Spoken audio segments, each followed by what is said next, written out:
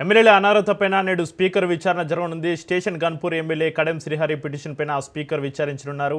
Party ఫిర్యాదు ఆరోపణలపైన కడెం శ్రీహరిపైన బీఆర్ఎస్ ఎమ్మెల్యే వివేకానంద కేసు వేశారు. దీంతో కడెం శ్రీహరికి స్పీకర్ ఘటం ప్రసాద్ కుమార్ మరోసారి నోటీసులు జారీ చేశారు. ఇవాళ ఉదయం 11 గంటలకు విచారణకు హాజరు కావాల్సిందిగా ఆదేశాలు జారీ చేశారు. కడెం శ్రీహరితో పాటుగా వివేకానందను క్రాస్ ఎగ్జామినేషన్ చేయనున్నారు కడెం తరపు న్యాయవాదులు.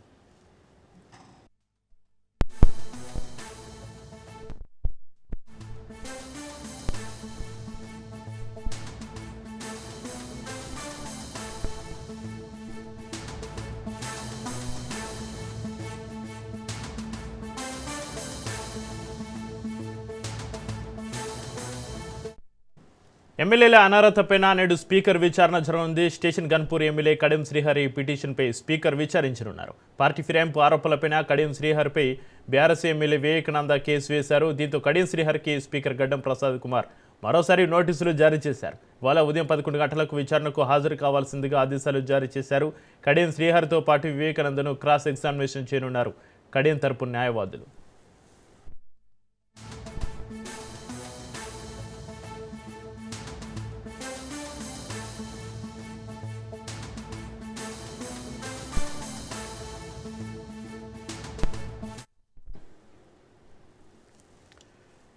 ఎమ్మెల్యేల అనర్హతపైన నేడు స్పీకర్ విచారణ సంబంధించి మరింత సమాచారాన్ని మా ప్రతినిధి సునీల్ ఫోన్లైన్ అందిస్తారు. సునీల్, స్టేషన్ గన్పూర్ ఎమ్మెల్యే కడెం శ్రీహరి పిటిషన్పై స్పీకర్ విచారణ సంబంధించి మీ దగ్గర ఉన్న అప్డేట్స్ ఏంటి?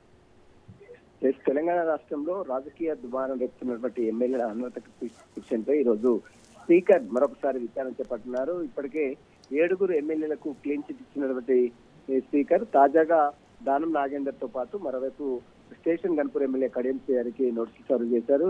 ఇక ఈ రోజు 11 గంటలకు స్టేషన్ గన్పూర్ ఎమ్మెల్యే కడియం శ్రీహరి అటు స్పీకర్ కార్యాలయంకు హాజరు కావాలి. అతనిపై పిటిషన్ దాఖలు చేసినటువంటి కుత్బుల్లాపూర్ ఎమ్మెల్యే వివేకానంద గౌడ్ కూడా ఈ రోజు విచారణకు హాజరు కావాలి.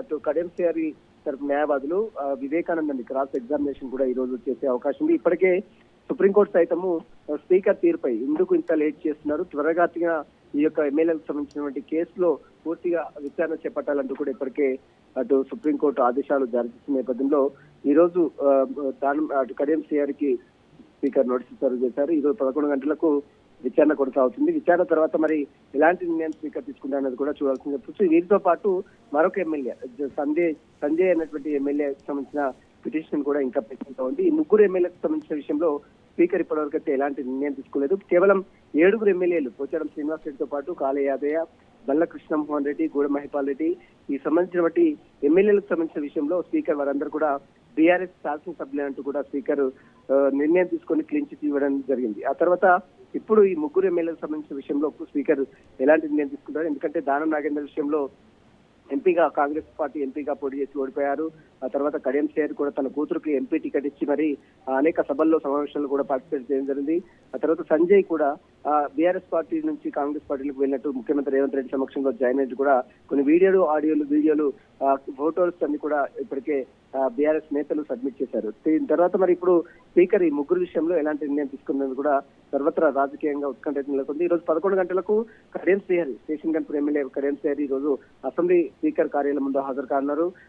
వారిపై పిటిషన్ దాఖలు చేసినటువంటి వివేకానంద గౌడ్ సైతం ఈ రోజు విచారణకు హాజరున్నారు. క్రాస్ ఎగ్జామినేషన్ కూడా ఈ రోజు జరిగే అవకాశం ఉంది. Right, thank you Sunil.